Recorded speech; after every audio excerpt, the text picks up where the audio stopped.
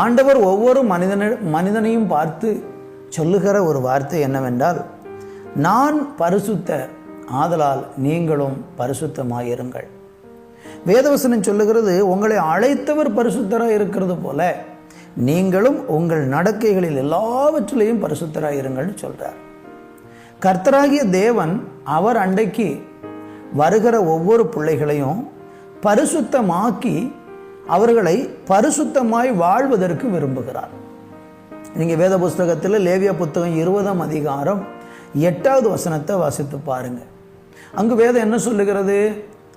என் கட்டளைகளை கை கொண்டு நடவுங்கள், நான் உங்களை பரிசுத்தமாக்குகிற கர்த்தர். இந்த வசனம் அழகா சொல்லுகிறது. அப்ப பரிசுத்தமாக்குகிறது யார்? நாம நம்மளையே பரிசுத்தமாக்கி கொள்ள முடியாது. நம்முடைய கிரியைகள், நம்முடைய தான தர்மங்கள், நாம் செய்யக்கூடிய நற்கிரியைகள், நாம் செய்யக்கூடிய புண்ணிய கிரியைகள் எதுவுமே நம்மளையே நாம பரிசுத்தமாக்கி கொள்ளவே முடியாது. ஏனென்றால் நாம் இந்த பூமியிலே பிறக்கும் பொழுது நாம் பாவியாகத்தான் பிறந்தோம். எல்லா மனுஷனும் ஆதாமுனுடைய மீறுதலின் நிமித்தம் அந்த பாவம் அவன் பிறக்கும் பொழுதே இந்த உலகத்தில் அந்த மீறுதலோடு கூடத்தான் இந்த உலகத்தில் அவன் பிறக்கிறான்.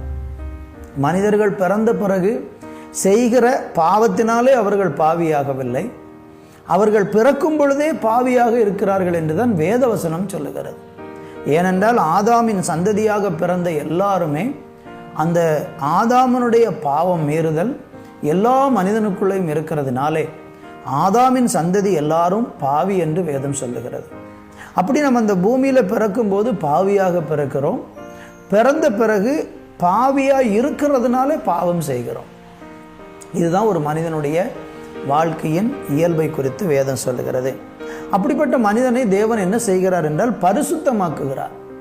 அவரை இயேசுவை சொந்த கடவுளாக ஏற்றுக்கொண்டு அவர் அண்டைக்கு வரும்போது மனிதனுடைய பாவங்களுக்காக சிலுவையில் மரித்த இயேசுவனுடைய இரத்தம் நம்முடைய பாவங்களையெல்லாம் கழுவி நம்மளை பரிசுத்தமாக்கிறது. நான் உங்களுக்கு நேற்றைய தினத்தில் சொல்லும் பொழுது சொன்னேன், ஆண்டவராகிய தேவனுடைய இரத்தம் நம்மளை பரிசுத்தமாக்குகிறது அல்லது சுத்திகரிக்கிறது என்று. அப்போ அந்த இயேசு கிறிஸ்துவின் இரத்தம் நம்மளை சுத்திகரிக்கிறதுனால நாம் இயேசு வண்டையில் போய் என் பாவத்தை மன்னியும் ஆண்டவரே என்று அறிக்கையிடும்போது, நான் ஒரு பாவி என்று உணர்ந்து பாவத்தை சம்மதிக்கும் போது ஆண்டவராகி இயேசு நம்முடைய பாவத்தை நமக்கு மன்னிக்கிறார். பாவம் மன்னிக்கப்பட்ட உடனேயே தேவன் நம்மளை டிக்ளேர் பண்ணி அறிவிக்கிறார், நீ ஒரு பரிசுத்தமுள்ளவன் அல்லது ஒரு பரிசுத்தவான் என்று.